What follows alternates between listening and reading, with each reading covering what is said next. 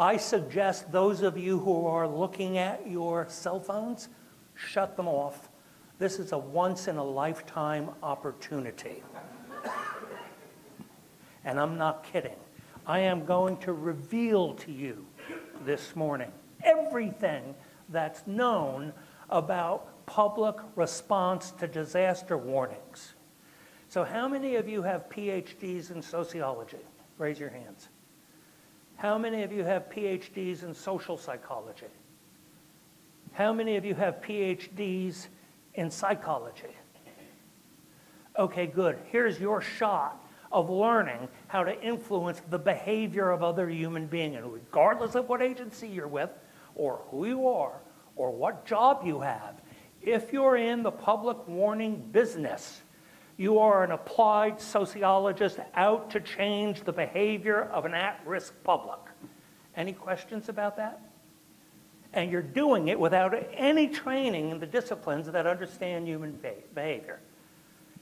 This will give you everything that you need to know. Not changing. Another tech glitch.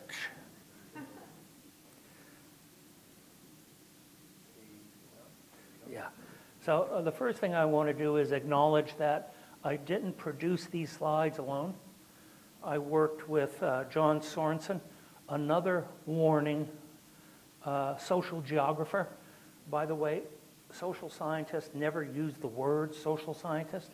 It would be like a fluvial geomorphologist going around and saying, hi, I'm a physical scientist. We actually use the names of our disciplines. And Jason Needham with the Army Corps of Engineers. And I want to acknowledge the funding in recent years provided for us to work on warnings and bring it together.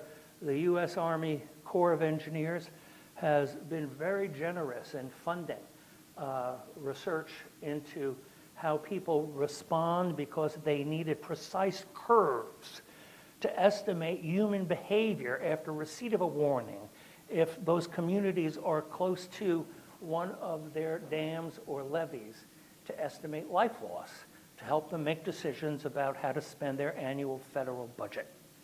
And I also want to acknowledge FEMA and IPAWS and WEA Review Subcommittee, on which I serve, which brought together a team of 60 or 70 of the nation's leading warning experts to look at the nation's new warning system, IPAWS and wireless emergency alerts, and make recommendations to the FEMA director on changes about what should happen in the near future. I know about all those changes, and you probably want me to tell you about them, but I'm sworn to secrecy. You know federal bureaucrats. Can't tell you. However, I also want to thank the U.S. Department of Homeland Security, who over the last few years has funded social and behavioral scientists to study public response to warnings in a variety of different ways, to the tune of in excess of $15 million worth of research for us. Man, did you want to see the social scientists run after that pot of cash? And incredible work was done, and we advanced knowledge in this area tremendously. And I'll be reporting on that in a minute. I want to tell you a little bit about my personal experience with warnings. I started graduate school after having been a victim in the 1971 San Fernando earthquake in California. I was only able to enroll in one graduate seminar because everybody enrolled before the end of the last year, and it was called The Sociology of Disaster. And I took it because I wanted to understand what went on in that earthquake I had just gone through. And I ended up working for the professor who taught the seminar. And he knocked on my office door one day and said, "Dennis, there's been a flood in Rapid City, South Dakota. Over 200 people drowned to death. And the Native Americans in the Black Hills are doing a dance and their cultural practices to bring about a second flood. And no one's ever studied how people respond to warnings of a second disaster weeks after the first one. Go there and do that for your dissertation research. I said, Gene, I don't want to be a social psychologist, and I don't want to study warnings. He said, well, consider this. If you do it, I'll pay all your expenses there. I'll rent you a hotel room. I'll hire all the interviewers you need. When you get back to the institute, I'll have our data processing team code all your questionnaires and put all your data in the computer and help you analyze it. And you have full access to my secretary to personally type your dissertation. This was back in the day of electric typewriters. And he said, by the way, I'm leaving for a trip tomorrow. Let me have your answer by 8 a.m. So I thought and sold out. And that's how I got in the warning business. And I've been doing the same piece of research ever since. But I've also investigated a variety of different disasters. I'm the luckiest person on earth. I've had an incredibly exciting career. I investigated the public response to the Nevado del Ruiz volcanic eruption in the 80s. I was the person who designed and oversaw evacuation and warning response out of the World Trade Center towers on 9/11 for the U.S. Congress through NIST. And I just completed a study for the Army Corps of Evacuation in Central California because of the Oroville Dam evacuation we had a couple of years ago. I've also had an incredible, from the beginning, involvement with applications of warning knowledge. For example, I was the lead consultant to the utility that owned and operated the 3 Mile Island nuclear power plant on the behavioral response that would follow if they turned the undamaged reactor back on. In the mid-'80s, I went to South America and at the invitation of the Colombians, trained every volcanologist in South America and Latin America on how to write warning messages. I wish I could redo that because that information is now out of date. In 2014, a big project from DHS resulted in us recommending to the FCC, the carriers, and to FEMA and DHS that they scrap 90-character messages on WEAs, wireless emergency alerts, because the public's response to that is, what the blank is this? And that they needed to be longer. You're looking at the man who is responsible for us going to 360 characters on wireless emergency alerts. And I'm still on the National Advisory Panel for IPAWS for FEMA, and they're about to roll out some of the most exciting new practices and recommendations regarding the next generation of IPAWS and WEA messaging. Please pay close attention. And I've also gotten involved in litigation. So, and if you think talking to a federal agency is tough, try being an expert witness on the witness stand.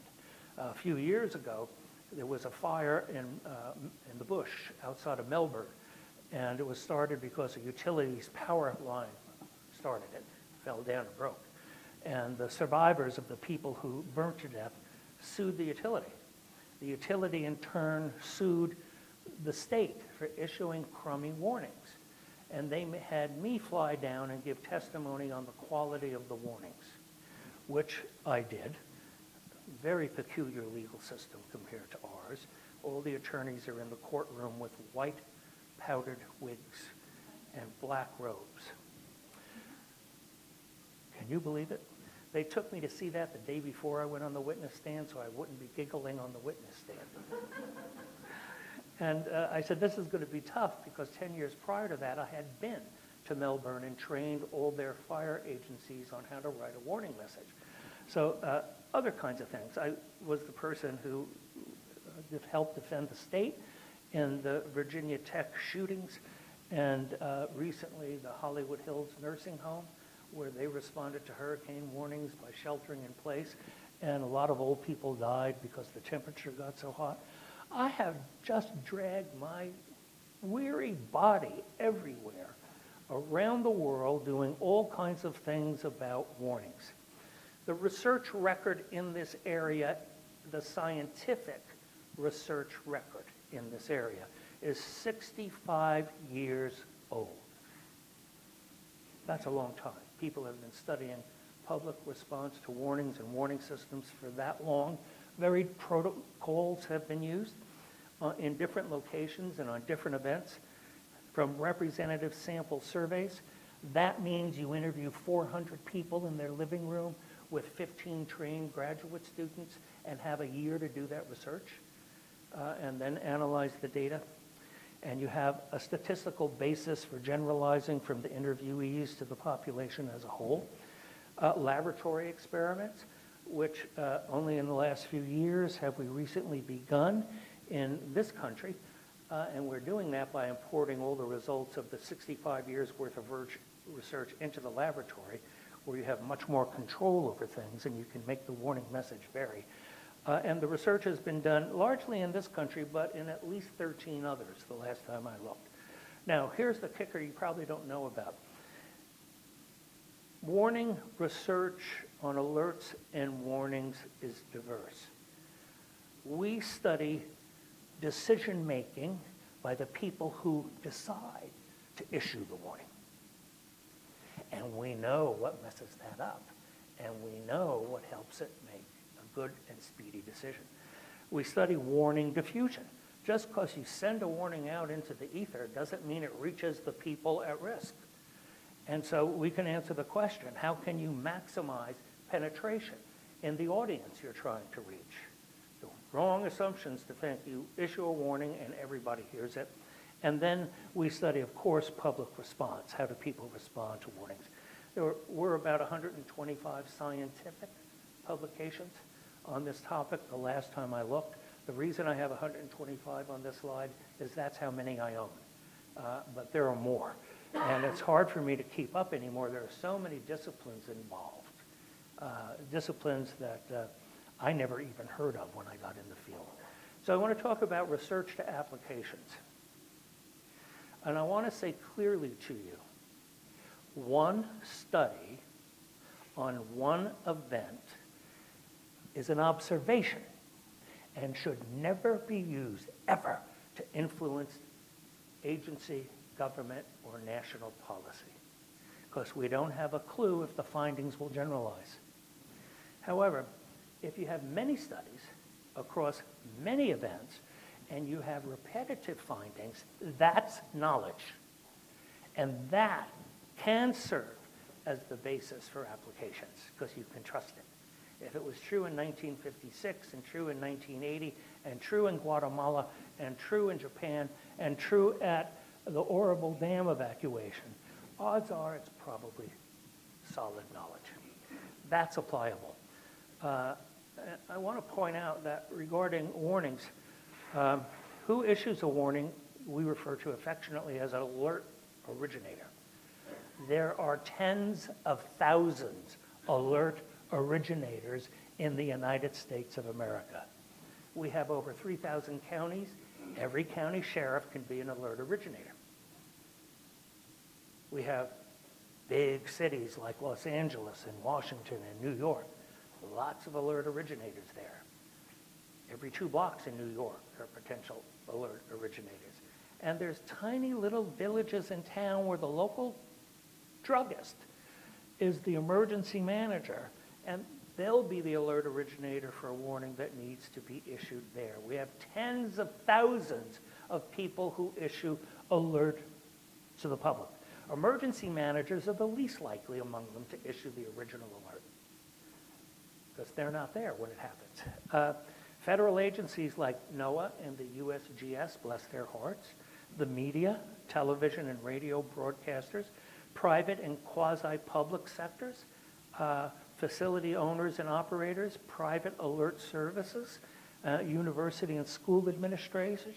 Those are the people that write warning messages. What do they warn about? They warn, I'm going to take you through this because I have a point to make. Hold with me. They warn about climatological events, fire, flood, mudslide, tornado, and more. Geological events like volcano, tsunami, and more. Terrorist events like biological, chemical, active shooter, and more. They warn about technological events like dam failure, hazardous materials, and more. Who does that? In some places, the local druggist. Here's a historical observation. Pay close attention to this. Despite variations in event type, threat, protective action recommendation to the public, location of the event, or even culture, the factors and processes that influence human alert and warning behavior remain pretty much the same.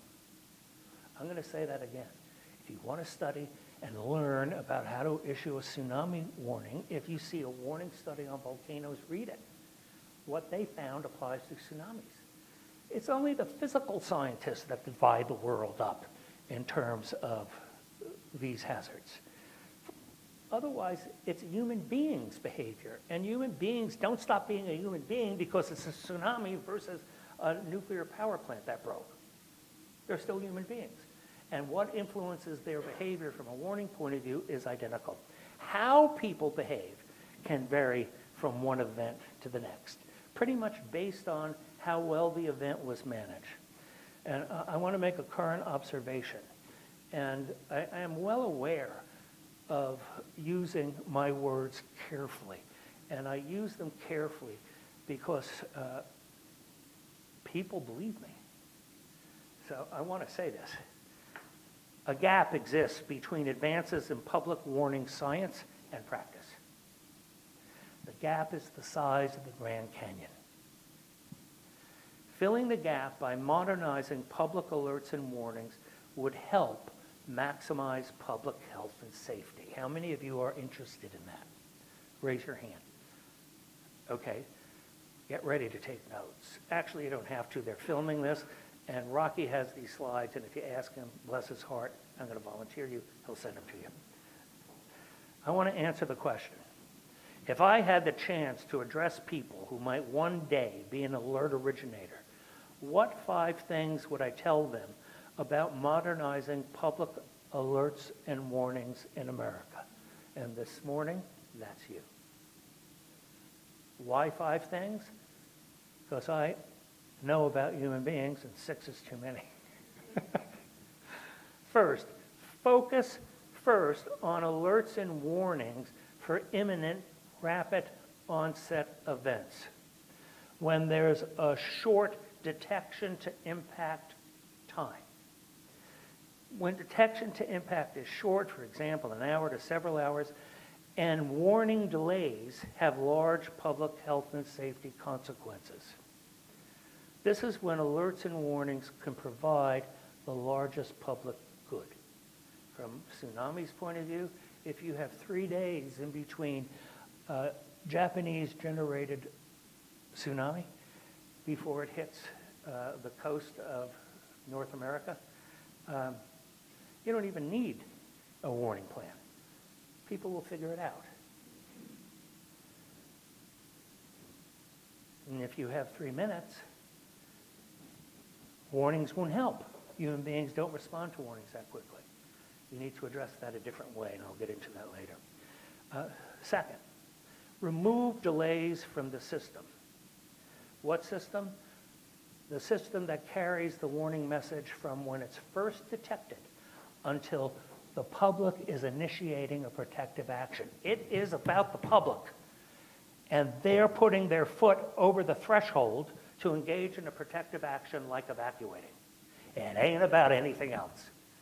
If you can't get there, no one cares, and you have your attention in the wrong place. Delays is anything that prolongs the time between threat event detection and public protective action initiation. There are 3 types of delays. The delays are all caused by human beings. 3 major types of delays include warning issuance delay, that's the physical scientists and the emergency managers thinking about whether they should issue a warning. We know about all the factors that delay issuing a warning decision. We know. Want to hear about some? Ask me at the break. Audience dissemination delay. We actually have people that believe if you pick one warning dissemination technology, your job's done. Wrong. Some dissemination vehicles work quickly, some slowly. Some are effective, some not so much. The most effective warning type is when a cop knocks on the front door of somebody in a house that needs to evacuate. However, you don't have enough cops in most communities to deliver a warning in that way. And the other is public protective action initiation delay, sometimes called compliance. Somebody decides whether or not to issue a tsunami warning. Somebody decides what dissemination channels to use to distribute it to the public. And somebody decides what to put in the warning message, which has every impact you can imagine on what the public does and how long it delays taking a protective action. Delays are additive. This chart is one of my favorite illustrations. Hazard notification is received by an alert originator, and they think about it. Eventually, after the delay time is over, they issue a warning, and it's distributed. That's dissemination time, and it can be long and protracted before you reach everyone at risk. And then people in their homes and businesses receive the first warning, and they lollygag and think about it, and then decide or not to take and initiate a protective action. Planning can reduce warning issuance delay. What can reduce warning issuance delay? Pre-event planning. Warning plans and procedures that talk about threat conditions, warning triggers, and public protective action. Here's an example. This is an example based on dams and levees. Why did you pick that? Because the Army Corps paid me to work on dams and levees. And so I sat down, all their engineers and everybody that knows about dams and levees, which I didn't know anything about, and I said, let's put together a warning plan. Does it need to be longer than one side of one page? One side of one page. Who should have the plan? The alert originator. And so if you look at the right, you'll see protective action options. If you look at the left, you'll see physical observations. What would have you evacuate the floodplain under a dam? I asked the Army Corps people. And they said, if water was flowing through a breach in the embankment. So I wrote that down. I'm not sure I even know what a breach or an embankment is, but I don't need to. People that manage dams and levees need to. And I said, would that be the top threat level? Yeah, that's level 4. Dam breaching or breached. Flood threat, imminent or in progress. Let's go down a level. What would you do to say the flood hasn't happened but is very likely? Level 3, dam breach very likely. Rapidly enlarging sinkhole would lead them to reach that conclusion.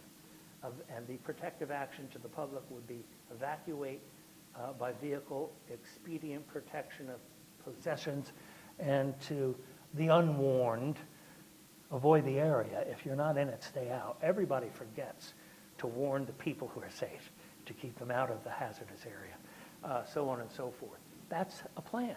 Now, I want to point something out. What I want to point out is, for those of you who have any experience with the emergency litigation in this country that was put in place after the accident at 3 Mile Island in 1979, from 1981 forward, this is emergency planning for nuclear power plants. And if you work at some place like, the Office of Emergency Services in Sacramento, and you still have a REP program, I don't know, they may not. We don't have too many nuclear power plants in California, but we still have some. This is what it looks like. Why 4 categories of threat? 5 is too many. It confuses people. So we need planning. Planning also includes primary factors that influence behavioral outcomes of warning decision makers. Having a written plan, rules and procedures, threat classes. Secondary factors like having identified responsibilities. Who's supposed to issue the warning? Do they have legal authority to issue the warning? Or do they need to have the mayor read the warning and approve it even if he or she is home sleeping at night, which delays warning issuance. Do they engage in drills and exercises, tertiary factors like threat verification procedures, and on? This is what warning issuance delay looks like. This is what the delay was like in evacuation for the Oroville Dam, when a state-owned dam, I might add, in California. Sutter County is right up against the dam. The blue is the time from when the warning or the threat was detected and conveyed, in this case, to the county sheriffs. And the orange is when they finally issued the warning. This is quick. It worked really well on a relative scale in Sutter County. Why? The particular character and personality of Sheriff Honey. He's a take charge guy. And everybody that needed to be consulted was in the same room. But look at, 50 minutes was wasted deciding if they should issue a warning. You want to know what they did in those 50 minutes? They wrote the warning message. In half a century, no one in California ever thought they could write this message ahead of time. And it was difficult for the sheriff to write it because he didn't know what area was going to flood. It's not legal in America to tell emergency managers where the flood waters would go if a dam broke. Why is that? I don't know. Someone in Washington decided it would leak out to terrorists and they're going to blow up dams. And when I saw this dam in Central California, I said, if I were a terrorist and I had a bomb big enough to take out that much dirt, I sure wouldn't waste it on a dam. But nevertheless, that's the problem. And what happened there is the sheriff insisted that he see the floodplain. So somebody dragged out the floodplain if the dam broke, not if the top little thing broke. And it was the top little thing that would have broke. They didn't distinguish between the two. And he put his hand, his finger, on downtown Oroville and said, how deep will the water be there? And they said 30 feet. They were talking about if the dam broke, not if the little piece broke. And he stood up and said, I'm in charge now, and declared an evacuation. Yuba County and Butte County, et cetera. So we know about warning decision-making delay, and we know the factors that influence. We can reduce the delay time. Do you think time is important if a tsunami's coming? How many would say no? Raise your hands. Okay, this is how you attack the problem. How many of you have ever attacked this problem? This is where it lives. Do something about it. You run the tsunami program. An observation. In general, at least in America, most alerts and warnings are ad hoc. We have plans and procedures for preparedness and response to disasters, but many jurisdictions lack plans and procedures for public warning. I defy you to show me one. And if you drag any out, probably it's going to be around a nuclear power plant. Now, I want to say something by proclamation. Emergency planning works. Not planning doesn't work quite as well. 4, disseminate alert and warning messages wisely. There is no silver bullet warning dissemination technology unless you believe the salesperson in your office trying to sell you their gizmo. And I've heard them. They all have the solution. There isn't a solution. You're going in chase of the Holy Grail. And now that I'm retired and nobody cares what I say what I want to say. The only thing that comes close to being a silver bullet is Everbridge, because it's not a technology. It's a platform where you can disseminate over multiple technologies. Every dissemination channel has pros and cons. Have you ever thought about what the pros and cons of all the dissemination channels are? I have. There they are. So let me just give you an example. Route alerting at the top. You can't see the title, but it's slow because it takes a long time to drive it as medium. It's really probably low. What if we could boost that to high? We would have the warning system of the future. Not high yet. It's coming. Here's some WIA wireless emergency alert diffusion data in the Boulder flood. Those of you who think if you issue a warning, everybody in the population hears it, what's the percentage of people who got the warning when it was issued? That's the 0 on the axis, the intersection of the X and Y axis. It's about 18%. 18%. For the most modern warning distribution system we have in the country, in a university town where everybody has a cell phone. Encouraging, isn't it? Here are the Oroville diffusion rates. You want to know what went on in Central California? Blue is traditional warning dissemination channels like radio, TV, etc. Red is modern warning technologies like SMS, reverse 911, all the new electronic gizmos we now so love. Green is informal. Oh, there goes that tape Rocky warned us about. What's informal? Seems to have worked the best. That's your mama calling you up.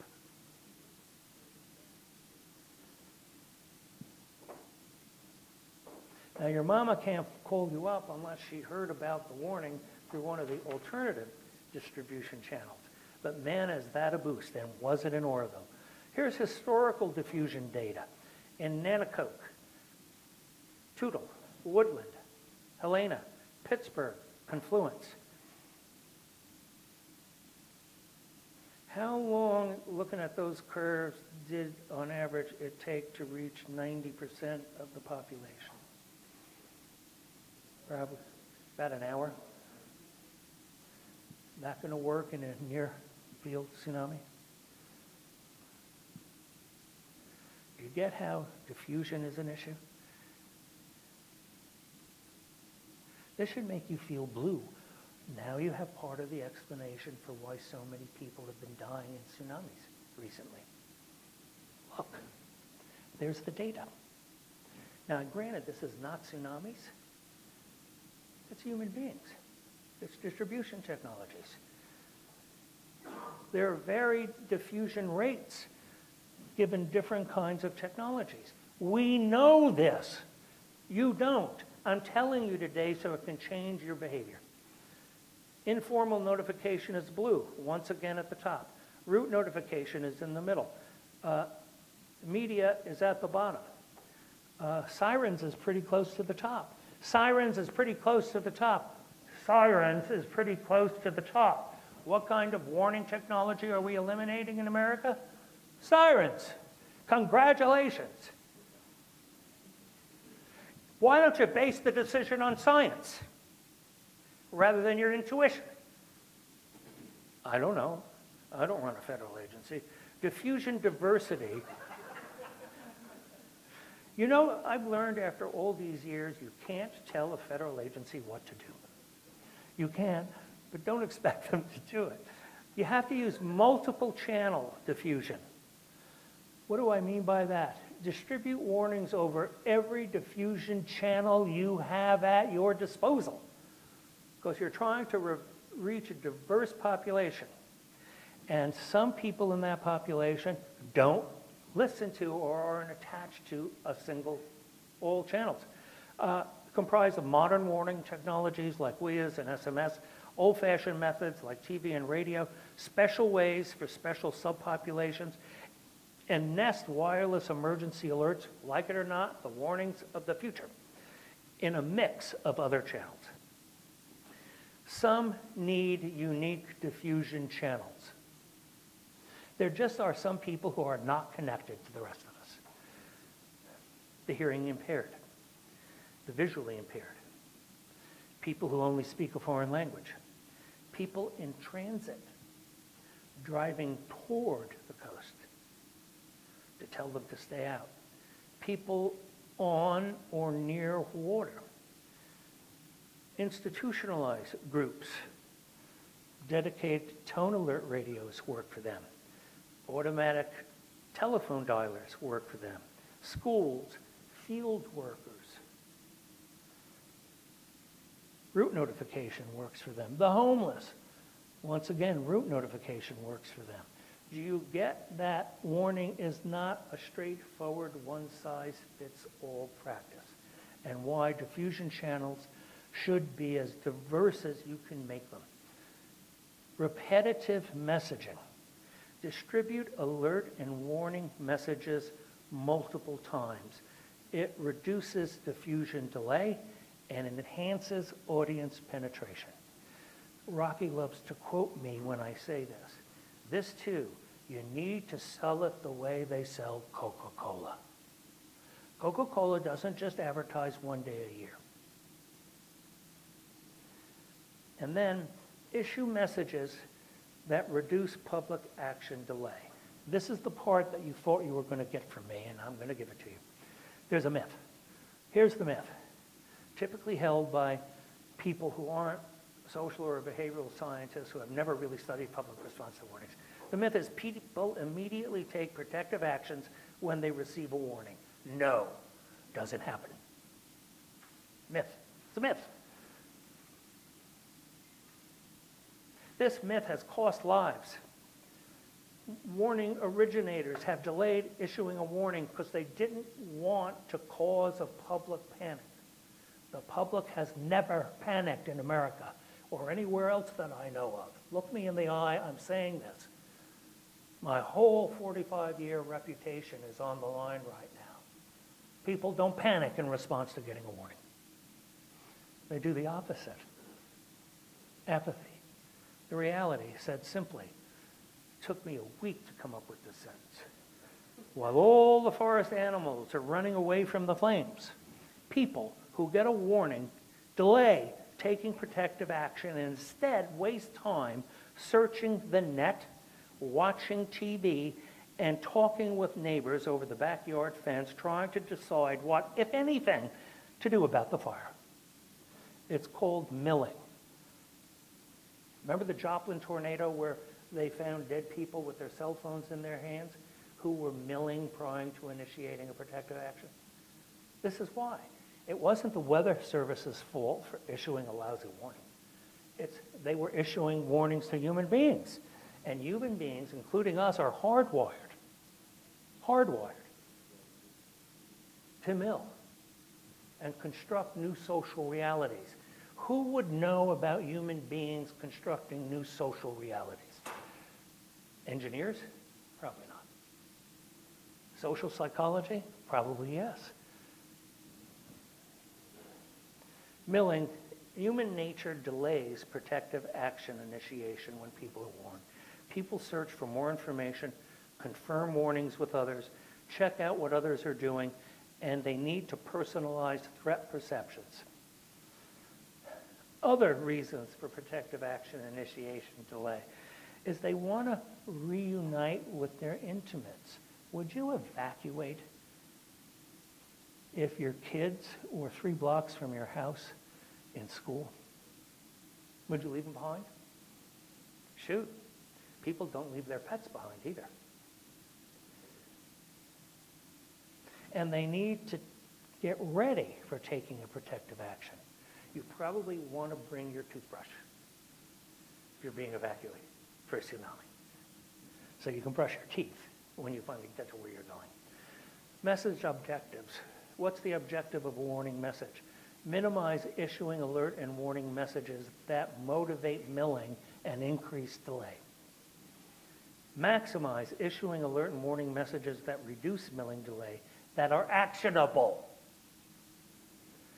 that actually motivate the public at risk to take timely protective actions.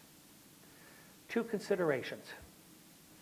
The new 360-character-long WIA alert and warning messages and findings from new DHS WIA research have provided us with what we need to know about how to craft public messages that reduce milling and reduce delay in public protective action taking. Don't you think people who are in the tsunami warning business should know about this? I do. That's why I drove here. I rarely give speeches anymore. I'm here for two reasons. One, Rocky invited me, and I don't say no to him. Second, you need to know this.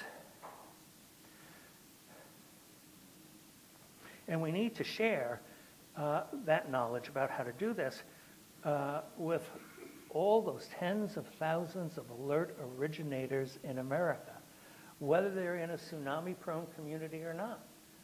They're going to have their own events, and the warning message needs to be crafted in the same way. For your information, here's some historic protective action initiation data. Don't believe me? Look at the data. If people responded to warnings by taking a protective action recommendation, all of those lines and all of those different events would be going straight up. Are they going straight up? No, they're leaning lazily over to the side. So you got the warning.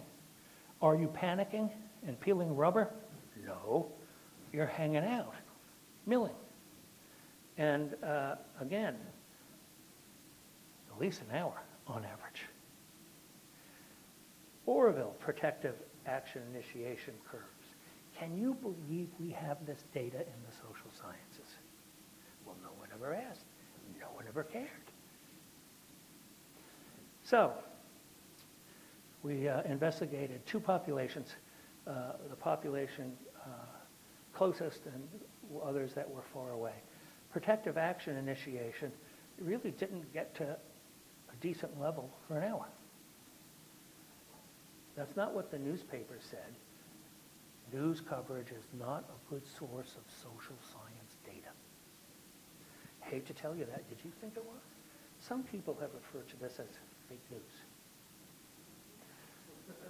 We know all the factors pertaining to warnings that correlate with public protective action initiation. The weight over on the right side is the relative impact of that factor. Message content, the strongest one. Message style, next strongest. Personal channel of delivery, frequency, message length, protection actor type, role characteristics, like are you a father or a mother, status attributes, like are you a man or a woman, experience, member of an isolated group, personal preparedness, pre-event knowledge. All of these factors are statistically correlated with warning response. Does 0.01 sound anything near as close as 0.25 to 0.03 to 0.3? No. Where should you put your attention where the weight is the largest? Where did the weights come from? That's what social science data looks like. You enter all the factors into a series, and model it, and into a series of simultaneous multiple regression equations. Oh, you thought social scientists didn't know how to analyze data? We're better at it than most physical scientists. Sorry. That's what it looks like. Now, after you read journal publications or write them and publish them yourself, and you've seen 20 or 30 of these, you could be interviewed and say what matters most. And there's consensus from the social sciences. That's how come message is the highest. What matters most? The contents and style of the message and enhancements, like risk personalization visualizations, message repetition, URLs, message style. You need to be specific. Put on your seatbelts. You say it like this. If you are between the river and First Street, move north of Main Street. See how specific that is? People would know if you're talking to them. Never say, evacuate if you are near the river. I learned in 1972 in my dissertation research, the Weather Service told people in Rapid City, evacuate if you're abutting the creek. Well, to some people that meant leave the Black Hills. To other people it meant go across the street. You need to be clear. This is how you describe to the public, being clear about the hazard. A wall of water 20 feet high moving faster than a person can run. What do we see in warning messages? A 10,000 cubic foot per second flow moving at 40 feet per second. So whenever I encounter a fluviomorphologist who puts this in a warning message, like a good Italian grandfather, I whack him in the back of the head. Pay attention, sonny. Message contents.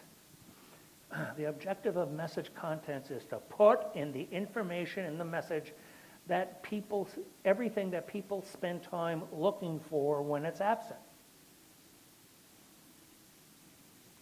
Absent information incites milling and delays public protective action. This is a gift from DHS and that $15 million they spent. Milling will never be completely eliminated because human beings are human beings and we can't change their hardwires. However, it can be reduced. Here's message anatomy. Any maximized effective public warning message, including those for tsunamis, needs to contain 8 topics. Who the message is from, the hazard,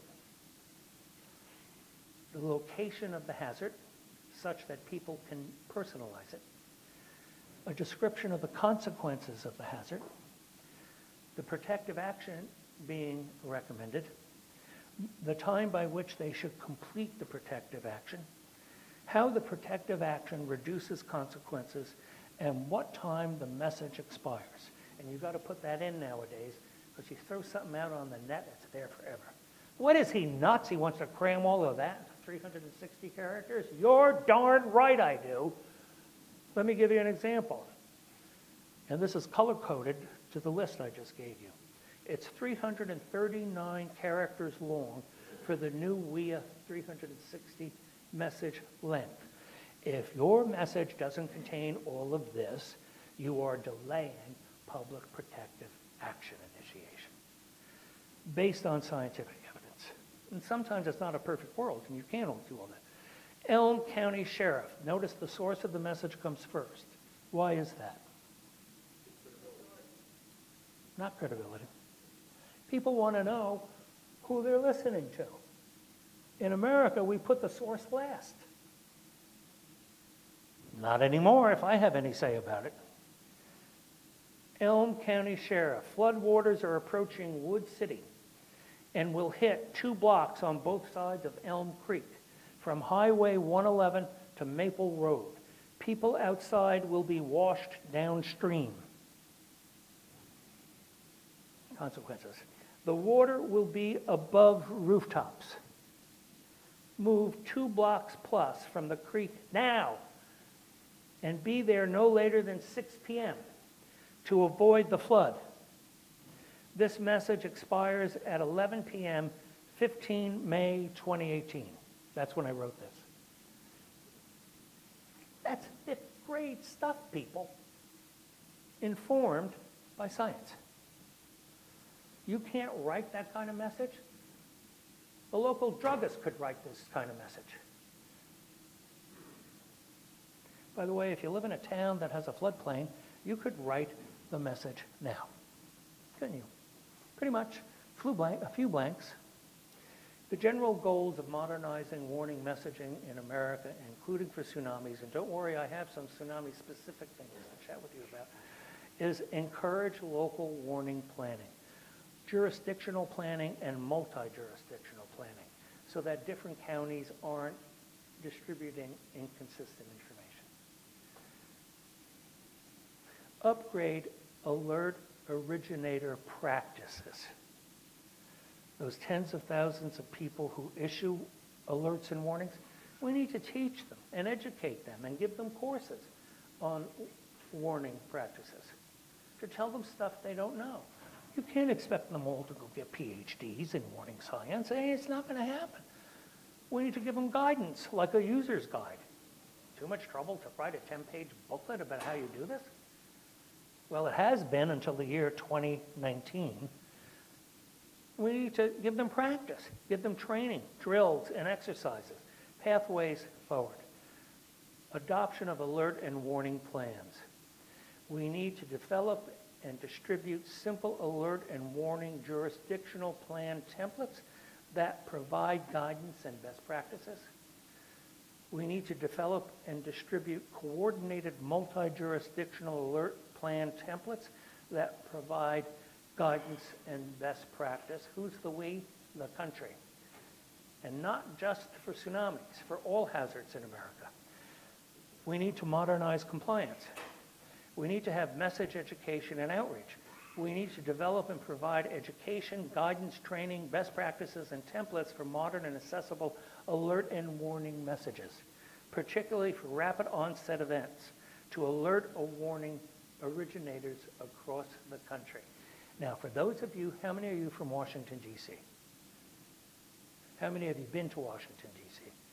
How many of you ever gone down one of those long escalators down to the subway? What if there's searing gas at the bottom? And you're getting an alert on your cell phone that says, searing gas at bottom of escalator. We want to write a warning message that has people turn and run up the downstairs as quick as they can. We need to train people how to do it. The content is, I've already talked to you about. The style is it needs to be specific, clear, and accessible. And we need to modernize penetration. Come back, I know where your head went. We need to integrate the use of current and future alert dissemination tools to enable multiple channel public alert dissemination. We need to use a mix of modern messages, via SMS and traditional messages, formal dissemination channels like TV and radio to accelerate warning penetration, and informal dissemination from relatives and friends, peer-to-peer, enhances penetration. For those of you who are wondering, social media has virtually no role in warning the public of disaster. Doesn't. How do I know that? We measured it using the scientific method in only one event. So I wouldn't use that to influence policy yet. However, social media has an influence. It has an influence because people try to help each other and give each other information. Don't go to this jurisdiction. There's too much traffic. Go another way, that kind of stuff. A resource document. Here's an alert and warning guidebook. John Sorensen and I wrote, covers all of these topics, written in plain language, for dams and levees. The Army Corps is distributing this to every town and village in the inundation path of every flood and levee they have in America. And FEMA has adopted it as its own for their dam and levee program. All you need to do is search for Guide to Public Alerts and Warnings for Dam and Levee Emergencies. The contents generalize across threat types. However, when you get to the chapter on messaging, it's out of date because of the stuff I presented in this slide set. I wish we could update this. So a few thoughts about tsunamis. One size does not fit all. And based on 45 years of experience, what would I say to you? I wish these were clear and distinct categories. They're not. Far field tsunamis where you have days to impact, don't worry about it. People will figure it out. And if they can't figure it out, we want them out of the gene pool. No, I didn't mean to joke about something so serious. But if you have 3 days of the tsunamis coming across the Pacific Ocean and headed to your town, you're going to have people riveted to the TV. And you're going to have all the information you might ever want to get to people in that town provided to them. I wouldn't worry about far-field tsunamis. That's not that locals shouldn't prepare for them, or you should forget about them. If you have intermediate field tsunamis, here's where the benefit comes, where you have hours to impact. Everything I just said applies. In fact, is of the essence. And if you have a near-field tsunami, where you have minutes to impact, everything I told you about milling and needing to check it out with other people, not the forest animals, but human beings, is going to apply. And you're not going to be able to really influence that with warnings. In my judgment, you aren't going to be able to influence that with warnings. A 3-minute warning really is working against the grain of human nature to have people protect themselves. That's all about public education. Now, I was on some fancy committee once that reviewed the National Tsunami Warning Program. And one of our field trips, of course, we got to go on the fun trips to Alaska and eat king crab legs. We got to go to Hawaii and eat really good seafood. But we also went to Washington, D.C. And they have good restaurants, so that's okay. And the guy in charge of the National Tsunami Public Education Program was there. And silly me, he gave his presentation. I have a question. He said, what is it? I said, how many people are on your staff? He said, 0.5. It's just me and only half of me. And I said, you're out to educate the nation about tsunamis with half a person? And I immediately thought, no wonder we have the tsunami education effort we have in this country. No wonder it's limited to a sign that says Tsunami Ready Community. You should have seen me freak out when I determined what it takes to get a sign like that. It ain't much, and I wouldn't call them ready. A few comments on public education. An informed public education program is based on risk communication science, not intuition. Most of the public education that goes on in most of the places I've been is somebody's intuition. Now, aren't you happy we don't build nuclear power plants based on intuition?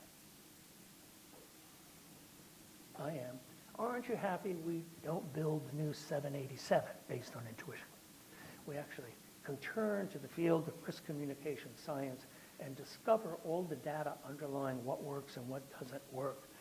It needs to be adequately funded. I've yet to encounter a public education program for any hazard, including earthquakes in California, that's adequately funded. It needs to be comprehensive. It needs to address different audiences, for example, residents and visitors. You know, if you're talking about a beachside property, it's most likely to be a hotel. That would be a visitor. How do you reach them? It needs to provide content that's actionable. What do I mean by that? Describe for people what actions they need to take. I've seen tsunami public education efforts say things like, get to high ground. What on earth is high ground? That's a rubber ruler. That's like the Weather Service saying in Rapid City in 1972, evacuate. It means different things to different people. I did work for another nursing home that didn't evacuate during Hurricane Katrina. St. Rita's nursing home, where a bunch of old people drowned to death. We asked, why didn't you evacuate? And they said, well, we're high ground. I said, what do you mean high ground? Oh, yeah, we're 7 inches above sea level. To them, that was high ground.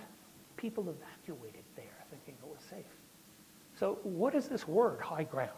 Do you get that it means different things to different people? You've got to talk in a way to impact what the receiver thinks. You need to have maximized audience penetration and visual aids in local communities. If NOAA let me design a visual aid, I'd tear up every street on my nation's west coast that was in a tsunami runoff area, and I'd replace them all with beautiful light blue blacktop. Not a line. The whole street would be the color of water.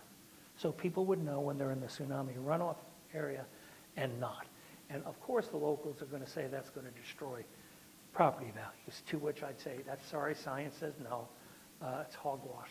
if telling people about hazards, destroyed property values, houses wouldn't cost what they cost in San Francisco. Am I right? And it's based on cooperation between government, tribal, and NGO partners with champions. I'd like to thank you so much for your attention. If you'd be thrilled to answer them.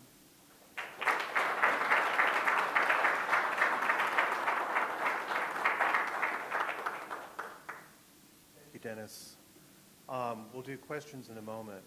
One thing I wanted to point out, you are looking at the arms and the legs of tsunami education in the United States. From Saipan to Guam to American Samoa to Hawaii, Alaska, West Coast, Caribbean, Gulf Coast, East Coast, they're all represented here. They're the ones who are doing that legwork and getting the message out to all of the various audiences that you pointed out first. Well, let me say thank you so much. I didn't know that. There's actually no place I would rather be and no people I'd rather be with you this morning. Thank you. So we open now for questions. I want you to use the microphone because this is being recorded. So first of all, Dennis, thank you very much for your insights. Very resonant, all of the points you brought up, and very concise as always your work is. My question is about training for the alerts, and if there's the research around how that influences the public action initiation. So that formula, when you add a training component, whatever that means for different hazards, it means different things, but how much does that influence the PAI? If you're talking about training for the public? Yeah, specifically to the public, yeah. Yeah, let me give you a couple of examples. You can train certain sub-publics in a way that influence their protective action initiation dramatically. And I'm talking about grammar school children in schools. So just since we're in California, the state's beginning to get an earthquake early warning system. One subpopulation you could train to really benefit from an earthquake early warning, or school kids to get under their desk. Just like they trained my generation to get under our desks and cover our necks in case of nuclear attack. No one's ever, by the way, been able to explain to me how covering your neck protects you from a nuclear explosion. But that doesn't matter. So yeah, there are certain applications, but you can't train a whole public. It's just not possible. I mean, you could have practice. If you're a little town and you want to do like they do in Northern California and actually have tsunami evacuations, practice it. That's because of Lori Dengler. But that woman could convince anybody to do anything. And it's a small town and village. You can't do that in LA. You can't have a practice evacuation of LAX. Not going to work. Yes. Sir, thank you very much. Very interesting. I'm an engineer, so not a social scientist. On one of your slides, you showed correlation between different information or knowledge and the delay to action. And at the very bottom, there was something on pre-event knowledge that had a low correlation, if I read correctly, which would be against what we just discussed, the importance of education and educating the public. Is it really true? Did I read it correctly? It's not. You're correct to identify on the surface it looks like an inconsistency. If you peel back a few layers, you'll find out that it's not.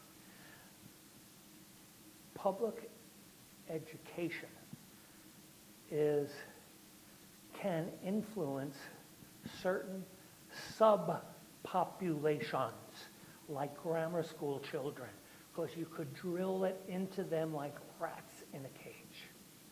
You can't do that with the general public. At least I've never seen anybody accomplish it. What public education does is make familiar the hazard to people, make familiar the routes over which a warning might be delivered to them, make familiar to them so they're not surprised.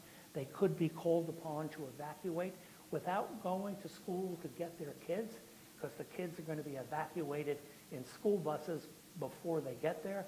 so on and so forth. So it has a profound role to play. The data you saw was, if you measure people's exposure to public education and their behavior in situ, in the moment, it plays a weak role in predicting situational behavior. Not that it isn't important. So I'm so glad you asked that question. I may have to revise these slides to put that comment in, because it is splitting hairs. And the reason is human behavior in a warning event is situationally determined. E.g., it's easier to warn about a flood on a rainy day than a sunny day, because the situation is more conducive to it. That answer your question? You're welcome. So question is, what's your take or what's the research show on color coding warnings? Well, that's an interesting question. The color coding warnings, color codes for warnings or risk categories has been around for decades. And all the research I've seen, not that there's a lot, but there's some, suggests that it doesn't work. And based on the data I've seen, people don't remember what the different colors mean. And what you're doing is removing the recipient of the information one step away from that which needs to be communicated. So DHS tried this. I remember being on the steps of the building my department was in, and I got called about it from DHS. I told them, you people are bonkers, you're out of your mind, you have these 10 color codes. What are you, nuts? And people are supposed to memorize what this all means? It's not going to work. Well, 8 years later, they got rid of it. Why? It didn't work. Why? People didn't understand it. So if you have something to tell the public, tell them. And tell them in words they could understand. I also, by the way, I hate to say this, I'm also not a fan of typologies like watches and warnings. Even though I know there are some subcultures in my country that have assimilated that. Hurricane people, for example. And I also know that NOAA will never give up its watch warning technology. It's too close to their heart. However, if you have something to tell the people, why drag them through a science lesson? So if you want to say a watch, tell people, pay attention to, stay in tune with the media. Something may be coming your way. If you want to give them a warning, tell them you need to take a protective action and tell them when they need, what it is and when they need to do it by. You can do that without typology. So am I a fan of typologies? No, but scientists love typologies. I love typologies, but I keep it to myself. And I don't try to communicate them to the general public. However, I'm willing to be persuaded if new color codes are coming down the pike. I want to see the scientific evidence on which that recommendation is based. And surely there would be some if we were changing national practice in that direction. I would hope. Yes.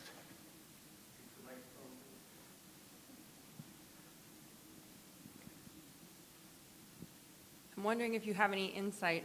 So in the tsunami world, we're grappling with understanding and communicating probabilistic hazards and source, like different events, and trying to communicate that to the public. And I'm wondering if you have any insight on how to help people understand the differences and if there's impacts to what should and shouldn't be used with language about that. It's in a hard warning to get into. context? No, in a public education context prior to. So we have different inundation zones or evacuation hazard zones that are based on, you know, near field, far field, or some combination thereof. And so we find that messaging is confusing, and when you start talking about recurrence intervals and different sources and magnitudes, there's all these all this jargon that gets pretty complicated pretty quickly, and so... Don't use jargon. There are examples. I refer you to several places. First, I refer you to the best public hazard education brochure I've ever seen. And it comes from Australia. It comes from the state of Melbourne, and it's about designing a protective action plan at the household level.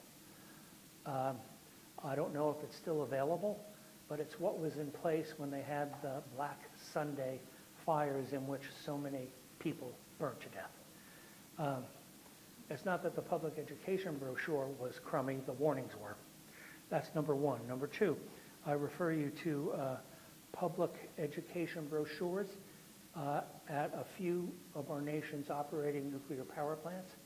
I particularly would refer you to the Orange County brochure around the Indian Point nuclear power plant. Indian Point is the most attacked nuclear power plant in the country because it's so close to New York City.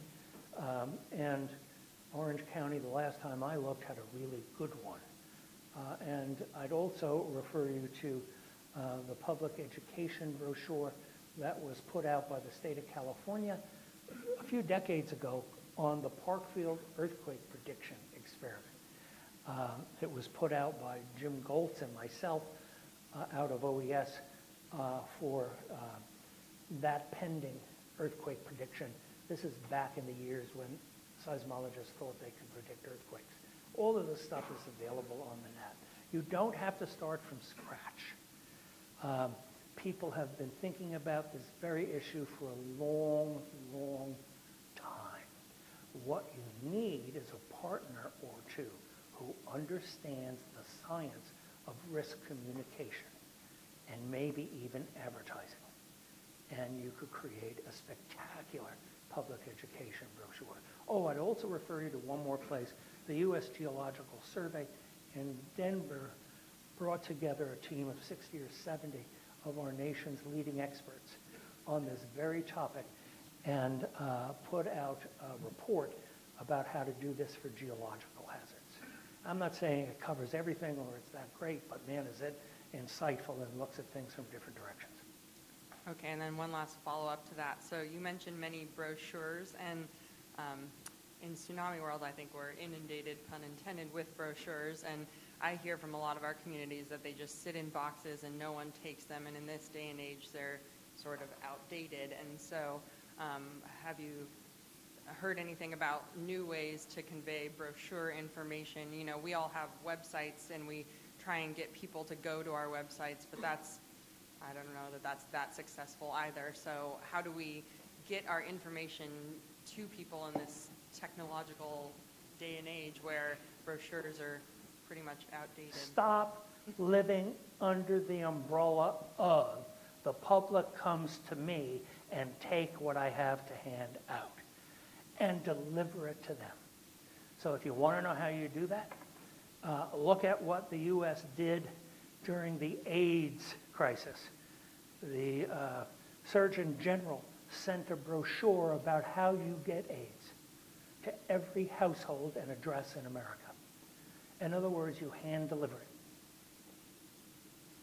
So you be aggressive in your distribution rather than passive, because the public doesn't think they're at risk. It's not high on their priorities. A lot of the people are worried, as we learned in the government shutdown recently, about putting food on the table, not about a tsunami that happens every 300 years. So you have to be aggressive about it. Okay, we're going to have to draw toward a close. I do have one, though, my own question. For your 339 character WIA message, it did not have any punctuation. Was there any research done about whether those messages should or should not have punctuation? Because punctuation eats up character length. No research whatsoever. Okay. It's just I didn't want to waste a character on a period. All right. And so how I distinguish it is whenever a new sentence starts, I start with a capital letter. And Right. That's pretty much standard practice for people who do this. And then regarding WIA messages, there's been some concern from some large urban county emergency managers who are concerned that the Weather Service is providing protective actions rather and directly, immediately, to shorten the length of time that a message is issued. versus their desire to actually be in control of issuing the message. What are your comments about that? I have several comments about that. First of all, it actually should or is illegal for the Weather Service to issue protective action recommendations. In California, at least when I worked for the state, that's in the domain of the local officials who have to oversee the protective action. And how dare the Weather Service issue an evacuation, and I have to then spend my city resources to manage the evacuation. It's a local decision. However, it makes me smile because I agree. It needs to be issued quickly. And I've always kind of admired the Weather Service for having the fortitude to do what it does. However, there may be some few cases in which it can cause problems.